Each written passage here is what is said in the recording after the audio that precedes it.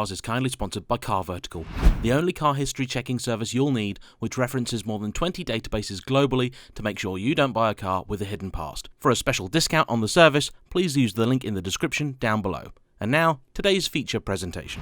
Hello everybody and welcome to another evening vlog featuring myself and my friend Michael's McLaren MP4-12C. Before we get too far, it's a little bit warm in here.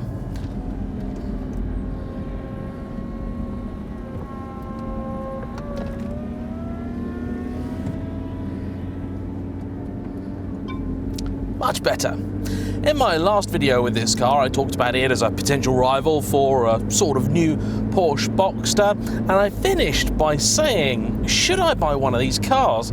Now, a few of you probably thought that I was joking, but I'm really not. I'm genuinely considering buying a McLaren.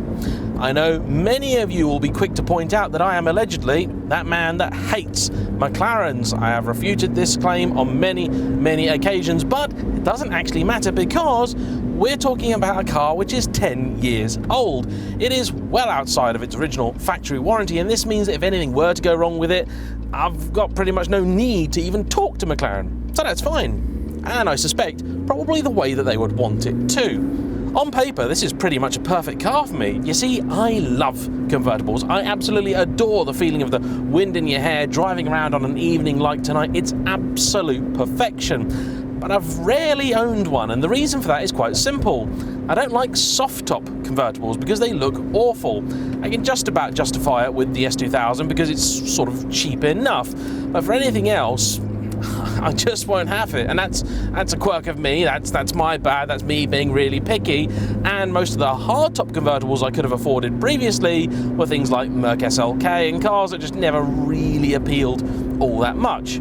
I could get a Boxster, and I don't actually mind them too much, but again, they are, I suppose, a touch ordinary if you're comparing them to something like this or a Ferrari or whatever. And in the Ferrari world, you've got a couple of choices. I could go and buy something like a 355 GTS because that is one of my dream cars, except the problem is I know the GTS is a wobbly old so-and-so. It really suffers from missing the roof, and as much as I do love the GTS because it looks like a coupe with the roof on, I just don't know if I could actually live with one because they are little rattle boxes.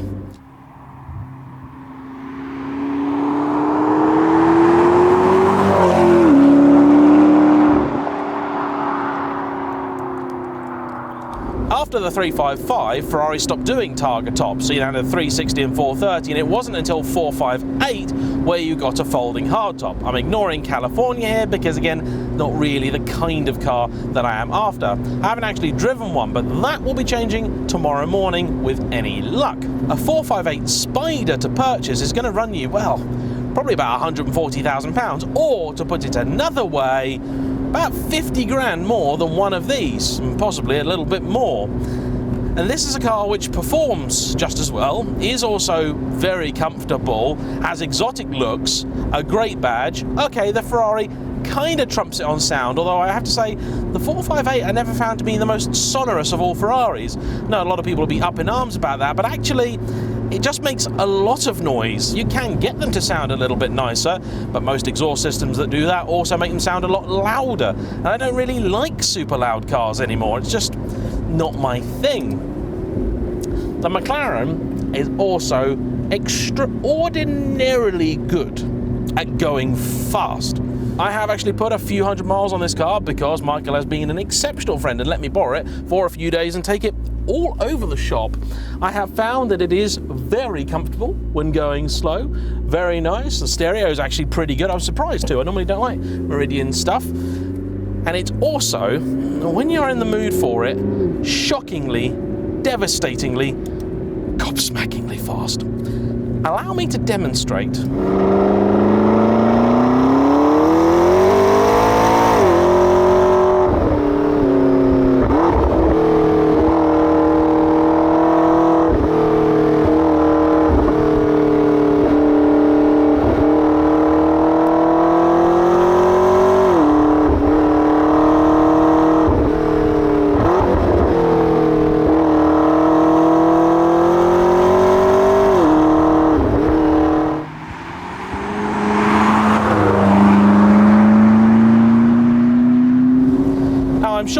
magic of editing, I've made that look really, really super quick, and it was pretty brisk in fairness. But the McLaren can make very light work of even the most demanding of roads, and this is my most demanding of roads. It's absolutely sensational, this thing. Really quite spectacular.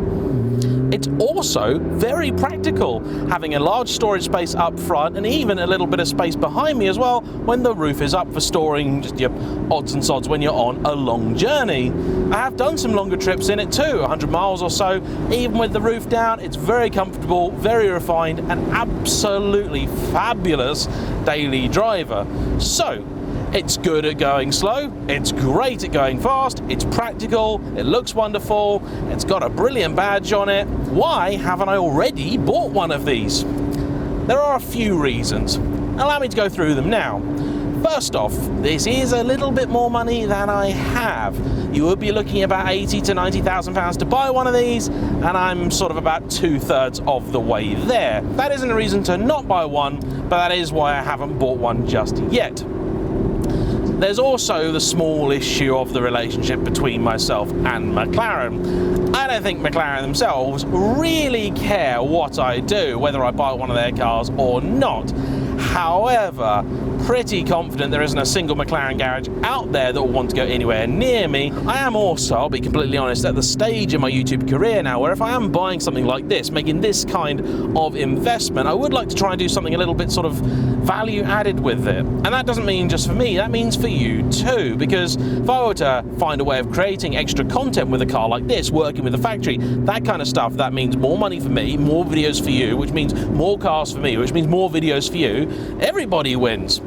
Somehow, I can't see that happening with McLaren.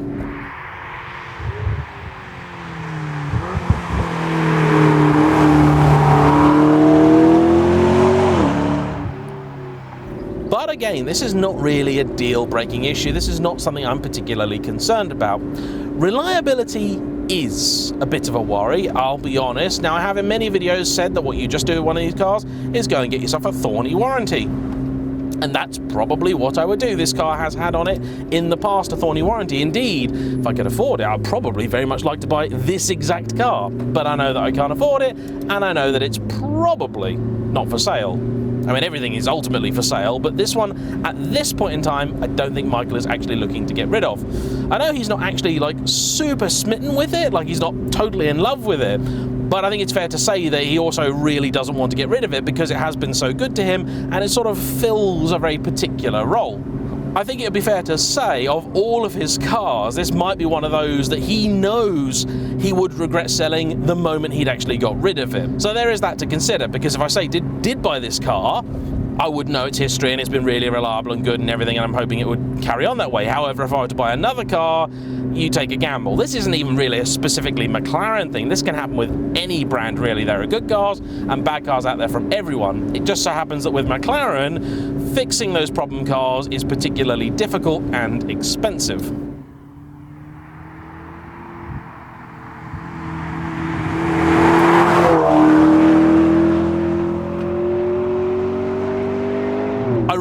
Love what McLaren did with this. As a first attempt, it was such a brilliant thing. That's why I've chosen to dedicate really 2 videos to the car. One thing I didn't really even touch on in the last video was the carbon chassis. That's again another real big plus point for the McLaren, because I do love spiders, but I also want my cars to handle, and McLaren really one of the first companies to actually make that a reality, and without a huge weight penalty. This is probably lighter than some of the equivalent coupe Ferraris, handles just as well, if not better, and you don't lose anything for the roof coming down. That's marvellous.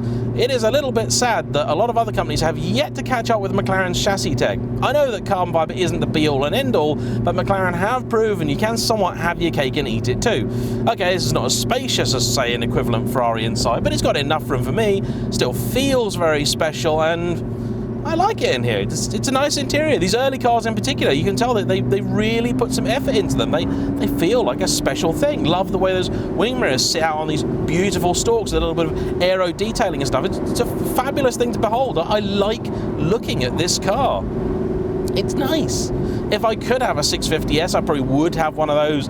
The difference in looks I'm actually sort of not that fussed about. In fact, I might actually prefer the 12C, but the 650 as a vehicle is quite a bit more rounded, a little bit better to live with. There is one thing about this car though, and this I know, and it's going to sound mad, crazy and silly.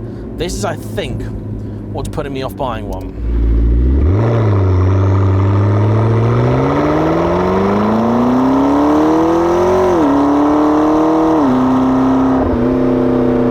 You see, this car is reasonably good at going slow, very good at going fast, but it's not good at going slow fast. I'm quite confident many of you will be sat there going, what on earth are you talking about, you madman?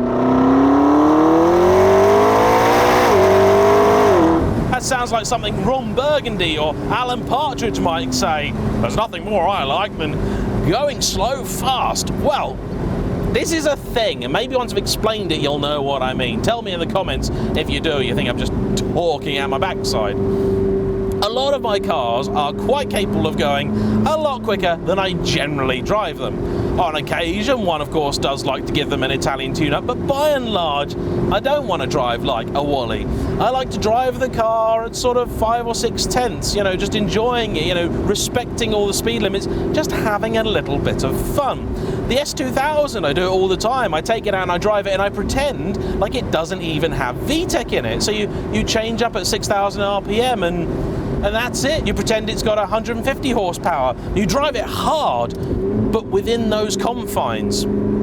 This doesn't really like doing that.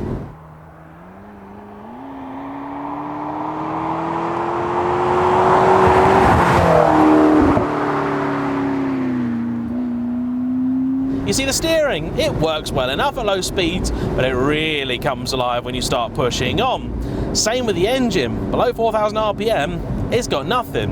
Example, I'm at 2,500 RPM, fourth foot down. There it is. Takes too long. If I want to make a little quick overtake, there's a process involved, more than I'm willing to wait for. Perhaps I've just been spoiled by driving on these large, naturally aspirated cars and their instantaneous responses, but this is just a bit of a blunt instrument at low RPM. Like I said, once you get it going, it's fabulous and it can really mix it with the best of them, but it just doesn't work until you're already giving it some serious beans. The gearbox is the same story again. Low speed, low RPM. The downshifts are just about okay. Upshifts, really not very good, to a point of frustration on occasion. Today it seems a little bit better than it did the last time I drove it, but even still, it's not brilliant for that kind of stuff. And this means if you are trying to drive the car slow but fast, i.e. not using all of the power but trying to use everything else aggressively, it just doesn't work. It just doesn't want to. And I can entirely forgive McLaren for that, really. I can see very easily that this being their first car, they were like, okay, let's get it comfortable around town and let's get it so it can absolutely annihilate a track or your favourite B road. And they achieved both of those aims. Sadly, what they didn't have time for was the rest of it. Having driven a lot of Ferraris now, I really like the way that they go fast when they're going slow, because you've got naturally aspirated engines in a lot of them, and you've got sort of slightly more responsive gearboxes, daft people in Golf GTDs. But then I stop and think, James, are you being too harsh on the car? Are you being too critical? Probably. I don't know. But then a car like this, you have to really want it. It also seems to be doing a really strange thing. On occasion, it's just, yeah, I'm going to report this back to Michael. The steering in this car is not right. It kind of, every now and again, it just feels like it's got, at a point, it's like it's broken. Like it does that. It's not a smooth transition. It's just doing that kind of thing. So I'm going to get that looked into. I still genuinely don't really know what I'm going to do with regards to my next car, which I really would like to be a supercar. I do feel like I've been a bit hard on the old McLaren. I feel like I should really give it a look. I did actually try and find a couple for sale that I might be interested in, that would be worth maybe going and test driving, and I did actually try and find some in the official McLaren network. Now, I know I said that I'm not really a big fan of McLaren dealers, but if you do buy a car like that through a main dealer, it does come with some benefits. For example, their warranty, which whether they want to give me one or not, I don't know. But you also get better finance deals, which would mean this car actually would potentially be affordable now. Unfortunately, McLaren appear to have pretty much zero interest in their old cars. I mean, like, none. You go to a Ferrari dealer, you go to Dick Lovett or somewhere, and they have a 355 in the showroom, they've got an Enzo in there, they've got a Dino's in there, they've got all sorts. McLaren pre-owned network, according to the McLaren website, which may or may not be broken, says that they have in their network one original Super Series car. That's 12C and 650 combined, one car.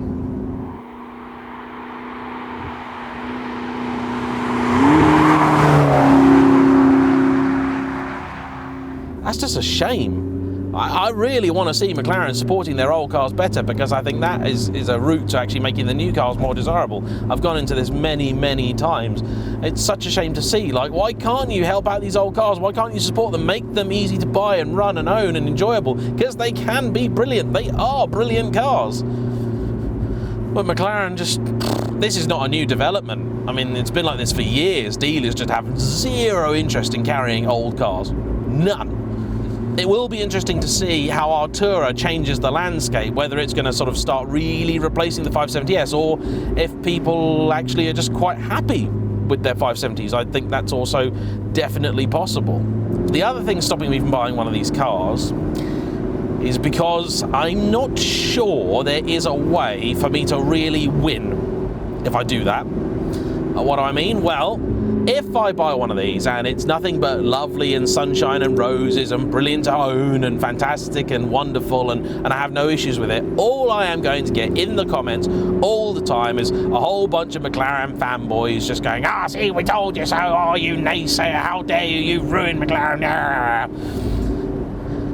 Or, if I buy a car and I do have problems with it, and I talk about them, all I'm going to get is said same people going, "Oh, well, yeah, oh, well, you're just trying to find something wrong with the car, you're just going out seeking faults, there's nothing wrong with those cars, you're just making it up," because I got that last time. It's quite difficult when it comes to McLaren to try and find people that are sort of, you know, reasonable, level-headed and can see both sides. My friend Michael is one of those people, so I'm really grateful for his friendship and his trust in loaning me his lovely motor cars. So that, I think, would make things a little bit difficult, and it's a shame because there actually has a lot of content to be made on these cars, particularly the early ones. They're wonderful things. If you have a McLaren and you'd like to bring it to the channel for a nice, honest review, I'll happily do one. You know where to find me. The email is in the description down below. But that, I think, is enough from me for now.